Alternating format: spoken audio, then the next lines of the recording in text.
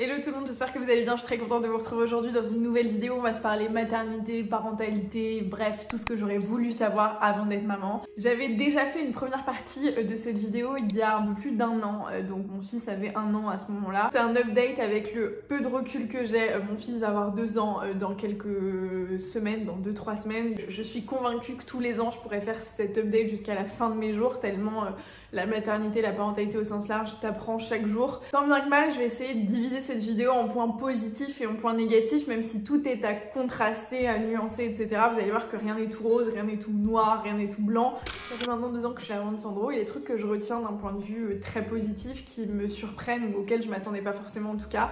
La première chose, de façon hyper générale, c'est le fait que ça chamboule tout. Ça chamboule tout de l'intérieur, c'est une vraie tornade. Alors ça a peut-être une consonance un peu négative et c'est ce que je vous dis, tout est à nuancer, ça chamboule tout, à la fois c'est hyper positif et parfois ça peut être hyper négatif. Moi je le prends plutôt hyper bien là-dessus puisque je ressens moi que ça a chamboulé beaucoup de choses, qu'il y a eu énormément de mouvements à des degrés, à des niveaux que je n'osais même pas imaginer avant d'être maman. C'est une véritable tempête émotionnelle et c'est ça le mot, ça chamboule tes émotions, ça chamboule ton être, ça chamboule ton monde. Et d'un point de vue émotionnel, c'est hyper déstabilisant parce que alors comme il y a les hormones aussi qui entrent en jeu avec le postpartum, la grossesse et tout le reste, il y a vraiment un truc qui se passe de chimique qui est hyper déstabilisant. À la fois tu sécrètes des hormones de bonheur, de folie, et à la fois tes hormones quand elles disparaissent parce qu'au bout d'un moment ça se rééquilibre, tu peux faire une giga dépression, ça a été mon cas, mais voilà. Mais ça m'a chamboulée au sens large et j'ai trouvé au final que ça a été, quoi qu'il en soit, peu importe que ça a été en bien ou en mal, au final le bilan après 2 ans c'est que ça m'a chamboulée de façon positive parce que ça m'a amené à sortir de 1 million de zones de confort, à sortir de moi-même pour voir des choses et pour ressentir des choses que je pensais même pas possibles, et ça je trouve ça assez incroyable vraiment. Dans la continuité de ce chamboulement, clairement ça vient remettre en question, en tout cas pour moi, toute ma vie. Ça c'est un truc auquel je pensais pas parce que moi j'avais pas forcément pensé, j'avais jamais vraiment réfléchi à un schéma de vie hyper précis. Est-ce que je serais maman, est-ce que je le serais pas, ou est-ce que je me vois dans 5 ans? Pour moi tout ça c'est hyper abstrait, pour moi tout ça c'est des questions auxquelles j'arrive encore aujourd'hui pas forcément à répondre. Avant d'être maman j'avais des convictions, j'avais des envies, j'avais des priorités, j'avais une façon de raisonner, une façon de voir le monde, une façon de me percevoir même moi-même, et clairement la maternité ça vient tout remettre en question. Pas forcément parce que tu recentres tes priorités sur ton bébé, même si évidemment c'est le cas, puisque si t'es un parent un minimum sain d'esprit, voilà, tu sais que ton enfant, toi ton rôle c'est de te donner le meilleur de toi-même pour que lui puisse s'épanouir et devenir la personne qu'il voudra être. C'est faire en sorte qu'il soit bien, qu'il ait suffisamment mangé, qu'il arrive à dormir correctement, que tu puisses l'accompagner, que tu puisses... Bref, ton rôle c'est de subvenir à ses besoins primaires, en tout cas les premières années de sa vie, et puis à terme de faire en sorte que ce soit un enfant épanoui. Ok, soit ça, pour moi c'était assez logique. En revanche, pour moi, ça allait changer uniquement cette partie-là de ma vie, à savoir, bon bah voilà, le sens de mes priorités, bon bah du coup maintenant faut que je m'en occupe. Mais en fait, ça a changé tous mes sens, ça a fait évoluer tout ce que je pensais de plein de choses, des trucs débiles. Ça me fait relativiser sur énormément de choses, ça me fait à l'inverse prendre conscience de beaucoup de choses et de la gravité de beaucoup de sujets que je pouvais à tort minimiser avant. Et vraiment des trucs qui n'ont pas forcément de rapport, et même souvent pas de rapport direct avec lui. Ma vision, elle change parce que ma priorité numéro 1 a changé, c'est sûr, mais surtout parce que j'ai conscience de ce qui est important aujourd'hui ou pas. Tu vois, disons que comme j'ai un peu mis de côté des futilités que je considérais comme étant primordiales avant, je me prends un peu en pleine gueule les difficultés et en tout cas les décisions qui sont vraiment importantes et qui du coup vont influer un peu sur tous les domaines de ta vie quoi. D'un côté, c'est hyper déstabilisant, mais ça permet de se recentrer sur l'essentiel, ça permet aussi d'être plus simple. En tout cas moi ça a été mon cas, tu vois, avant j'étais quelqu'un et encore aujourd'hui, mais là tu vois c'est clairement ces derniers mois, ces dernières semaines une prise de conscience. Je suis quelqu'un qui a envie de beaucoup de choses tout le temps et d'être hyper active, de faire 1 million de choses, de prouver au monde, de me prouver à moi-même, bref, d'accélérer, de plus qu'accélérer, de sauter dans le vide presque parfois. Et le fait d'avoir eu mon fils et le fait d'être maman aujourd'hui, ça me fait pas changer fondamentalement sur ce que j'ai envie de faire, parce que je suis toujours intrinsèquement cette meuf qui a besoin de beaucoup et qui a besoin d'être active. Ça ne changera jamais je pense, et tant mieux parce que ça veut dire que c'est vraiment moi et que c'est pas un rôle ou quoi que ce soit, mais ça change ma façon de l'amener.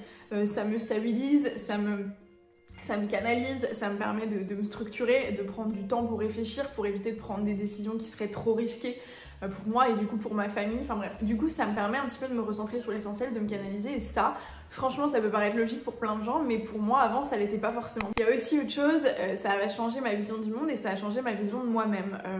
J'ai toujours eu l'impression que ma valeur, ça je vous en avais fait une vidéo dédiée, était vachement corrélée à ce que j'allais produire d'un point de vue financier, d'un point de vue travail, d'un point de vue tout ça, et du coup j'avais un peu perdu de vue la valeur humaine.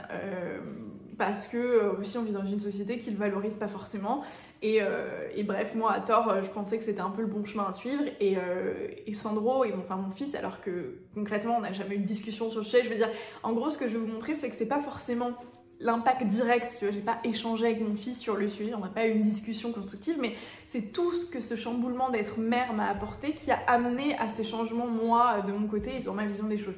Ça m'a du coup là-dessus fait prendre conscience de ma valeur en tant qu'être humain, et surtout ça m'a donné de la valeur. Je me sens utile, j'ai conscience que j'ai fait plein de choses très chouettes dans ma vie et que à l'inverse il y a eu plein de choses compliquées, mais j'ai conscience que ce que je suis en train de faire là, à savoir éduquer et faire grandir un enfant, c'est la chose la plus importante et la plus responsabilisante et la plus impactante que je pourrais jamais faire. Peu importe le nombre de business, peu importe le nombre de voyages, peu importe le nombre de tout ce que tu veux, tout ça finalement n'a aucune valeur à côté de là, ce que je fais au quotidien. Mais en fait, non, ça va avoir un impact sur son développement à lui, et donc ça va avoir un impact factuel sur qui il va devenir plus tard. Et genre, il n'y a rien de plus impactant et de plus important finalement que ça, en fait, en termes de valeur au sens large et de valeur humaine. Et du coup, ça me fait prendre conscience de ça et ça me fait me sentir mieux. Tu vois, genre je me lève et je sais pourquoi je me lève, tu vois. Avant je le savais, j'avais l'impression de le savoir plutôt. Maintenant je suis convaincue que j'ai vraiment un rôle à jouer et que tout ce que je fais a de la valeur. Donc oui, mon rôle de maman, du coup j'ai conscience que ça a de la valeur, mais du coup je trouve aussi de la valeur dans ce que je faisais avant. J'arrive à comprendre pourquoi ça me donne de la valeur, alors qu'avant j'étais un peu dans une idée faussée de il faut le faire pour le faire, bon c'est comme ça, c'est la société, machin. Maintenant je me dis ok, je vais travailler, pourquoi? Je vais travailler parce que j'ai besoin soit de gagner de l'argent, soit de m'accomplir, parce que j'ai besoin moi personnellement d'avoir ce temps intellectuel, machin, pour ceci, cela. Je vais aller sortir boire un coup avec mes potes, pourquoi? Ça a de la valeur parce que ça me permet de me créer des souvenirs, ça me permet de prendre une dose d'affection, une dose de rire, une dose de voilà, qui va me permettre effectivement d'être plus heureuse, plus accomplie, et donc de transmettre ça à mon fils. Je sais pas si vous voyez un petit peu le cheminement. Ça t'apprend ce que je vous ai dit, ça t'apprend sur toi, et ça moi je pensais que j'allais apprendre des choses à Sandro, ça j'en étais convaincue, c'était mon rôle et voilà. Je pensais pas tellement que ça allait m'apprendre des choses à moi, mais j'ai jamais, je pense, autant appris alors que j'ai fait des études, que machin, j'ai voyagé et tout, j'ai jamais autant appris avec ce petit bout qui commence à peine depuis quelques mois à parler que depuis qu'il est né quoi.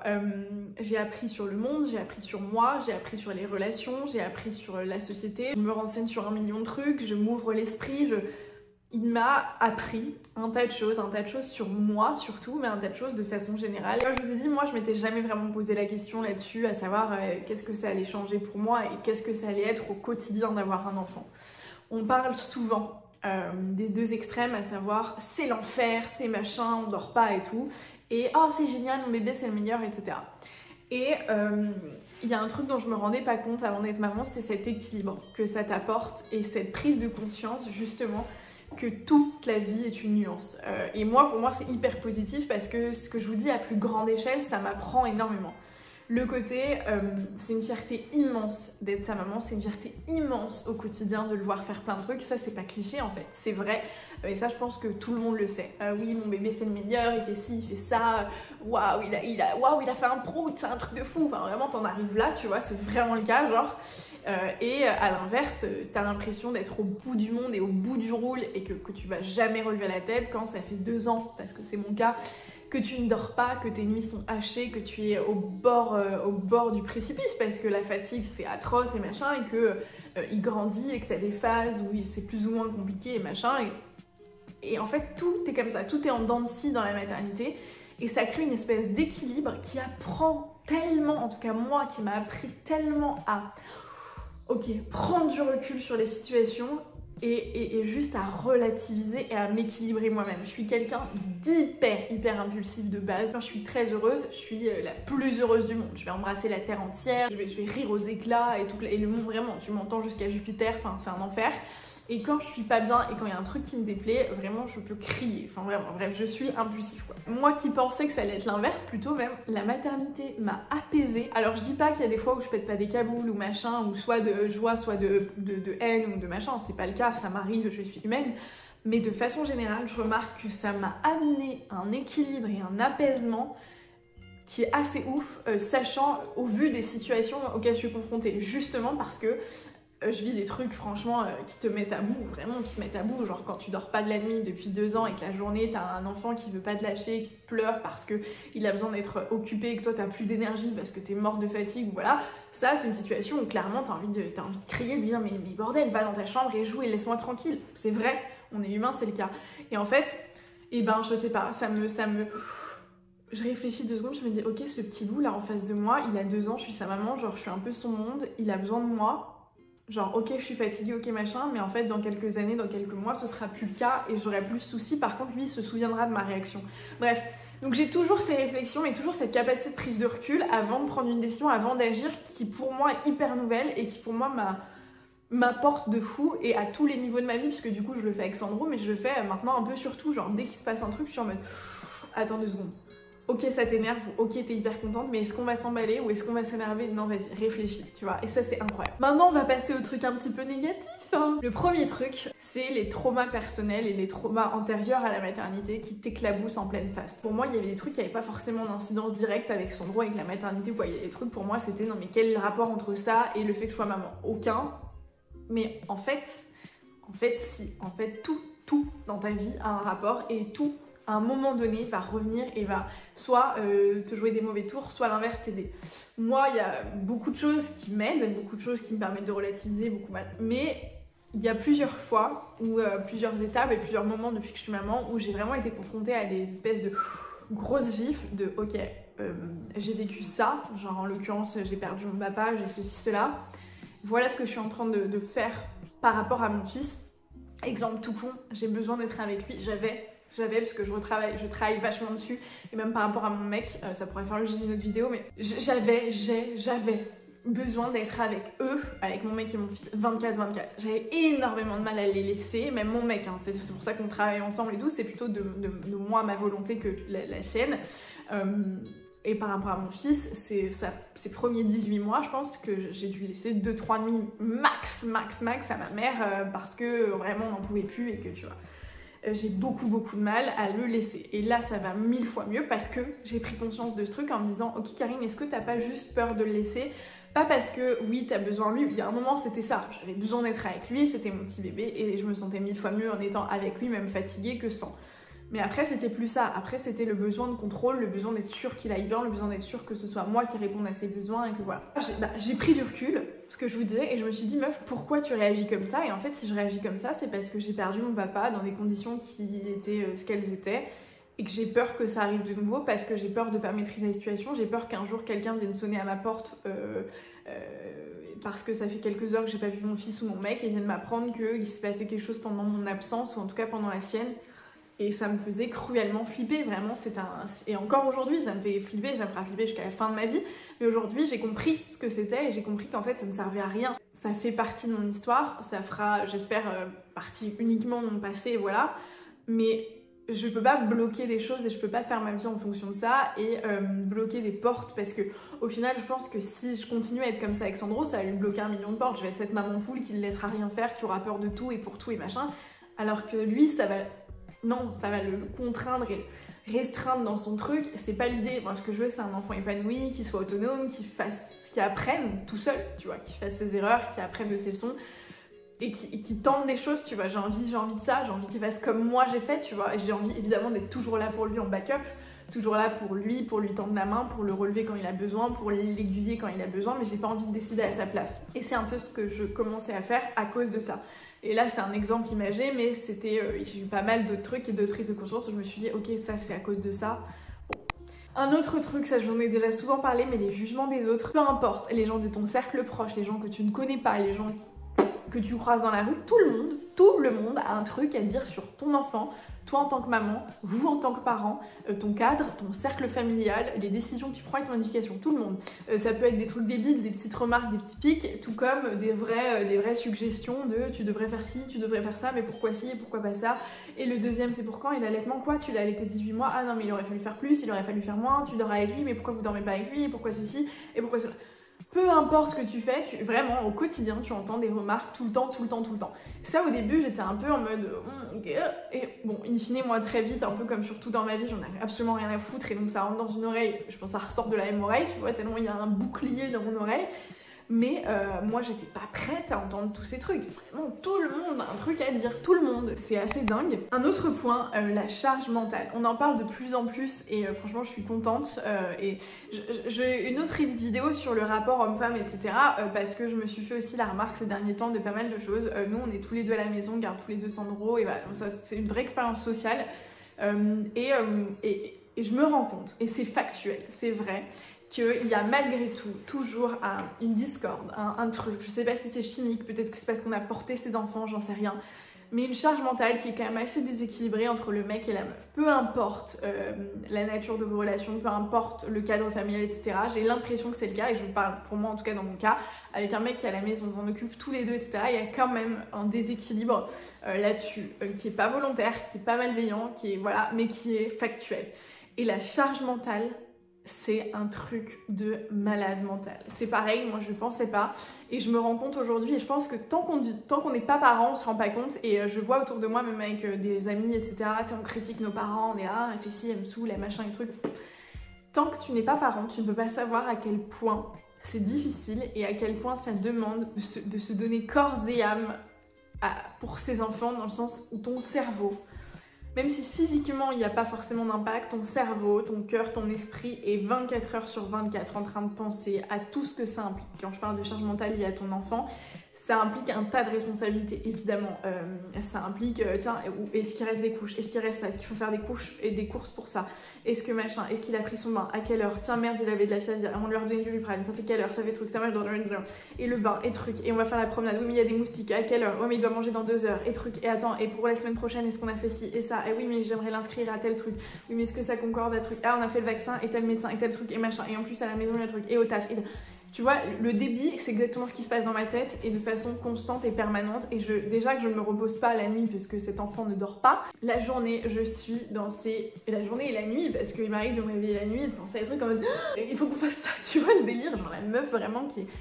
La charge mentale, les gars, ça c'est un truc, je vous jure, que même si on en parle de plus en plus, en tout cas moi avant d'être maman on n'en parlait peut-être pas autant, et nos parents j'ai l'impression ne nous en parlent pas, tu vois, j'ai l'impression que c'est un peu comme l'accouchement, comme ces trucs là, c'était des sujets en mode c'était ok, c'était normal, non c'est pas ok, non c'est pas normal, genre en vrai c'est un gros sujet qui peut peiner, qui peut être lourd à porter, qui peut être difficile à gérer, qui peut te sentir... franchement tu te sens noyé, moi je me sens noyée 90% de ma journée et de mes nuits, c'est un enfer, j'ai l'impression que ma liste, ma to-do list dans mon crâne est interminable et que j'arrive à faire 2 tâches dedans et je me sens comme une merde et machin, et il y a une charge mentale qui est décuplée justement parce qu'on n'en parle pas, parce que t'as peur de trucs. Même moi je vous dis avec mon mec alors qu'il a 24 à la maison et tout, il y a des fois où je me sens gênée de lui dire bon là j'avoue j'ai l'impression que c'est un peu trop pour moi, est-ce que tu peux prendre le relais, alors qu'il n'y a pas de relais à prendre, mais tu vois il y a toujours un truc un peu déséquilibré, un peu voilà, qui fait que malgré tout c'est quand même un peu, en tout cas moi qui me prend la majorité des trucs sur la gueule, même si il s'en occupe à merveille, qu'il s'en occupe beaucoup, que machin. Dans la charge mentale en tout cas, dans ce genre de truc, je sens quand même une différence et c'est assez lourd à porter. La gestion du temps, c'est pareil, ça on en parle, voilà, mais on ne se rend pas compte à quel point tu n'as zéro maîtrise, à quel point tu essayes d'avoir de la maîtrise sur la gestion du temps et à quel point c'est elle qui maîtrise ton quotidien, tes journées, ton emploi du temps. T'as l'impression que c'est toi qui fais tes routines, c'est toi qui fais les horaires de ton enfant, que c'est ceci, cela, alors qu'en fait c'est tout l'inverse. Ok, c'est toi qui mets en place les trucs, mais en fait c'est ton enfant qui te dicte comment ça fonctionne, c'est t'exprime en tout cas à quel moment il est fatigué, à quel moment ceci, à quel moment cela. Il y a une notion de temps qui est complètement bouleversée. Moi ça fait 2 ans que quand je me couche à 20h30 je trouve ça fabuleux, alors qu'avant, il y a 2 ans et demi, j'aurais dit mais frérot, on a une vie, qu'est-ce que tu fous au lit à 20h30? Là maintenant, dès que je peux grappiller du sommeil, je grappille du sommeil. Et ouais, une gestion du temps qui est complètement biaisée, complètement différente. Les journées semblent parfois très très longues. Quand il faut occuper un enfant, c'est hyper long et le temps que tu as pour toi est hyper minime, hyper restreint. Nous, ça fait 1 mois que Sandro est gardé le matin. Avant ça, ça faisait 2 ans qu'on le gardait nuit et jour H24 à la maison. Je peux vous dire que là, le fait de nous avoir libéré le matin au moins pour bosser, parce que du coup, on bossait de la maison et on se voilà. Ça change énormément de choses. Vraiment, tu subis ton temps et tu ne le maîtrises plus. Disons que même quand j'essaie de m'organiser, même quand j'essaie de faire des trucs, en fait, non, tu maîtrises rien, t'es complètement dépendant de ton enfant et ton temps n'est plus ton temps en fait, tu vois. Je sais pas si tu vois ce que je veux dire, en tout cas quand tu le gardes et quand voilà, ton temps c'est le sien. Et en fait le truc c'est juste qu'il faut être ok avec le fait de se le dire et moi j'ai eu beaucoup de mal avec ça. Moi j'ai eu beaucoup de mal avec le fait de me dire que j'avais pas de maîtrise sur mon temps, que j'avais pas de maîtrise sur les tâches de la journée, que j'avais pas de maîtrise toujours dans cette optique de moi je vais être productive, je vais être truc. J'étais un peu comme ça même avec mon fils. Faut faire ci, ça sera fait, comme ça nous libère du temps, on fait ci, on fait ça, bref. Et en fait non, parce que ça se passe pas comme toi tu veux, ça se passe comme lui il veut souvent. Et ça pour moi ça a été hyper compliqué. Donc ça a été hyper fatigant, hyper compliqué à accepter, hyper compliqué à gérer, parce que c'est surtout ça, il y a de la gestion qui est franchement, que tu apprends encore au quotidien et voilà, mais qui est franchement pas simple. C'est H24, c'est donc ta charge mentale et c'est physiquement ta gestion du temps, ta gestion émotionnelle, ta gestion de... C'est hyper dur et c'est hyper dur de pas avoir de temps pour soi, de pas pouvoir aller pisser ou voilà, toute seule. Genre, les gars, vous vous rendez compte, moi ça fait un petit moment que je rêve de pouvoir me dire je ferme la porte des toilettes, je pisse et je suis sur TikTok ou n'importe quoi pendant 20 minutes, personne m'emmerde. Moi je peux vous dire que les peu de fois où ça arrive, je me sens chanceuse, tu vois. Et ça c'est un vrai sujet, je pense à ne pas minimiser justement parce qu'il faut être ok avec ça, il faut l'accepter. Moi j'ai eu beaucoup de mal avec ça, j'ai pris beaucoup de temps à me dire ok en fait c'est comme ça et ça va être comme ça pendant un petit moment dans ta vie maintenant, pendant plusieurs années, le temps qu'il soit autonome, le temps que voilà, et c'est ok en fait, il va falloir que tu l'acceptes parce que de toute façon tu pourras pas faire autrement, donc arrête de combattre ce truc, le temps ne t'appartient plus vraiment, accepte-le et tu vivras le truc beaucoup mieux. Là je commence à l'accepter à peine maintenant et ça fait 2 ans, donc j'aurais bien voulu l'anticiper quoi. Sur le couple, sur les réseaux sociaux, tu vois beaucoup de papa et maman parfaits, etc. Et voilà. En même temps, tu choisis ce que tu montres. Et même moi, la première, très rarement, je vais aller montrer oh, je me suis embrouillée avec mon mec, oh mon fils pleure, oh machin. Non. Et donc, on parle par exemple par rapport au couple très rarement de tout ce que ça implique. Et moi, je le vois aujourd'hui parce que je l'ai vécu et parce que je le vois beaucoup autour de moi, de beaucoup de parents qui se sont séparés les premières années des vies de leur petit bout. Je ne me rendais pas compte à quel point l'enfant venait chambouler, bouleverser, transformer ta relation. Pour moi, c'est le challenge le plus difficile pour un couple, de très loin. Alors pour toutes les raisons que j'évoquais avant, pour ce que ça implique pour toi en tant que personne, etc., mais pour ce que ça implique pour le couple dans son entité.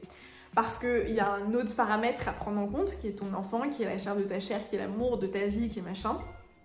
Ce paramètre vient prendre place dans un environnement où il y avait 2 piliers, pas 3. Donc il va falloir lui trouver une place à cet enfant.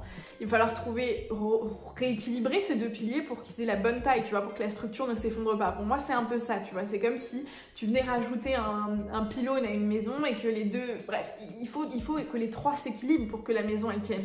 Et ben c'est un peu ça ce qui se passe avec un couple. Et pour moi, l'enfant, il vient chambouler plein de trucs, mais il vient apporter pas mal de bonheur, mais aussi pas mal de difficultés. T'es fatigué, il y a l'éducation qui rentre en jeu, tu apprends tous les jours, il se passe tous les jours des nouveaux challenges, tous les jours des nouvelles choses et t'as pas forcément la même façon de réagir, t'as pas forcément la même façon aussi d'accepter la fatigue, d'accepter tout ce qui se passe et tous ces chamboulements et parfois tu manques, comme je vous disais, de temps, tout est lié. Tu manques de temps, tu manques du coup de temps pour toi, mais de temps pour ton couple et de temps pour discuter de ces choses-là, de temps pour prendre le recul à deux, de trouver des solutions et de se synchroniser, de se reformer, de s'équilibrer, de se... voilà. Et il y a un vrai truc pour moi, le couple, on n'en parle pas assez, de la place du couple dans les premières années de la vie d'un enfant. Et c'est un vrai challenge. Moi, je pensais pas. Et pour moi, j'avais un peu la vision du truc en mode c'est toi et ta volonté. Et je vous jure que parfois, tu peux avoir toute la volonté du monde. Il y a des choses, tes émotions, ton temps, etc. qui vont avoir un impact tellement important sur ton quotidien que ça va venir... foutre en l'air un peu tous tes efforts et ça peut mettre en péril ton couple malgré tout l'amour qu'il y a derrière. Et ça c'est un truc que j'ai vécu plus ou moins, je veux dire, voilà, dans une moindre mesure, mais que j'ai ressenti quand même et franchement c'est un truc dont on parle pas assez et c'est un truc qu'il faudrait arrêter de diaboliser parce que justement je pense que si on en parlait en amont et si les gens étaient ok avec le fait d'en parler, on pourrait même en parler avec son partenaire sans que ce soit un sujet tabou, de se dire hey, tu trouves pas qu'on a un peu en train de se perdre, tu trouves pas que là t'as réagi de façon excessive, est-ce que viens on trouve pas une autre solution, une autre approche, comment on peut faire ceci, cela. Non, on sait s'embarquer un peu dans ce truc en se disant ok c'est l'enfant, ces trucs, c'est moi en tant que papa, moi en tant que maman. Et en fait le couple il passe au 8 millième plan quoi. Et tout ça parce que comme je vous le disais, il y a un autre point qui est les émotions et la gestion des émotions qui est complètement bouleversée aussi, et ça pour moi c'est plutôt assez négatif. Le fait que tu aies cette mauvaise gestion du temps, etc. fait que du coup ta priorité c'est très rarement de t'écouter toi et donc d'écouter tes émotions. D'où le fait qu'avec le couple ça peut parfois très mal se passer. Et c'est très difficile pour moi en tout cas qui ai l'habitude de tu vois être seule ou en tout cas enfin voilà j'ai vécu la majorité de ma vie sans enfant donc j'ai rarement eu ce déséquilibre dans ma gestion du temps, donc en général j'avais quand même assez de temps de me poser face à moi-même et de me dire comment ça va, est-ce que machin, et encore même quand t'as pas d'enfant c'est parfois très compliqué, imagine quand t'as un enfant. Et donc pour moi ça a été très compliqué, sachant qu'en plus c'est le plus grand bouleversement d'une vie et que c'est le moment de ta vie où tu vas ressentir le plus d'émotions, qu'elles soient positives ou négatives, c'est vraiment une tempête émotionnelle. Justement de ne pas avoir ce temps pour l'admettre, ce temps pour te poser et les accepter ou les challenger ou comprendre ou machin, c'est hyper difficile. J'ai des émotions aujourd'hui qui en majorité sont absolument fabuleuses, qui sont pleines de fierté, d'amour, de joie, de reconnaissance, tout ce que vous voulez, mais j'ai aussi des émotions très difficiles, la frustration, la colère, l'envie, tout ça. Et c'est hyper difficile de gérer l'équilibre et de jauger et d'accepter quand il faut, etc. Et ça peut créer un tas de discorde avec toi-même, avec ton couple, avec plein d'autres choses. Et franchement, c'est un truc dont on parle pas forcément aussi, mais du coup, le fait que tu aies plus de temps pour te gérer tout ce que tu veux dans ta vie, et du coup, gérer ses émotions, ça peut amener un tas de conséquences qui sont plus ou moins dramatiques, qui peuvent changer beaucoup de choses et avoir un grand impact dans ta vie, dans ton quotidien. Et ça pour moi c'est un truc que je mesurais pas et auquel j'avais absolument pas pensé, vraiment. Un autre point qui est l'omniprésence de la culpabilité. Quand tu es parent, et c'est un truc pareil, quand tu es parent, putain mais c'est un truc vraiment je pensais pas, tu te sens coupable de tout et tout le temps. Si tu fais trop, tu te sens coupable parce que tu te dis je suis trop une maman poule machin. Si tu fais pas assez, si tu te dis ok ce soir je peux pas, chérie je t'en supplie, tu t'en occupes, moi il faut que je me repose, je peux plus, tu te sens coupable une fois que t'es dans ton lit et que tu l'entends et machin, tu te dis mais je suis en train de rater des moments. Tu le gardes H24 à la maison, tu te sens coupable parce que t'as envie de travailler, t'as envie de prendre du temps pour toi. Quand tu le fais garder le matin à la crèche, tu te dis putain mais machin, mes trucs ceci. Tu te sens coupable tout le temps, que ce soit être bien, pas bien, tu te sens coupable pour tout et tout le temps. Et ça, c'est un truc de fou, et c'est pareil un peu ça avec la charge mentale. En fait, tout est lié. C'est juste que j'essaie de décortiquer un peu tous ces points, mais tout est complètement lié. C'est hyper compliqué de ressentir ça au quotidien. Moi, ça y est, j'ai compris du coup que ça existait, j'ai compris que je le vivais, que je le ressentais, donc je l'accepte. Je dis pas que c'est ok tout le temps, mais je dis que j'arrive à prendre du recul sur pas mal de trucs et pas mal de situations. Il y a encore pas mal de fois où genre ça me dépasse et genre j'ai envie de pleurer tellement je me sens coupable de trucs débiles, genre j'ai pas acheté de couche, putain je suis une merde, débile, nul, mais ça.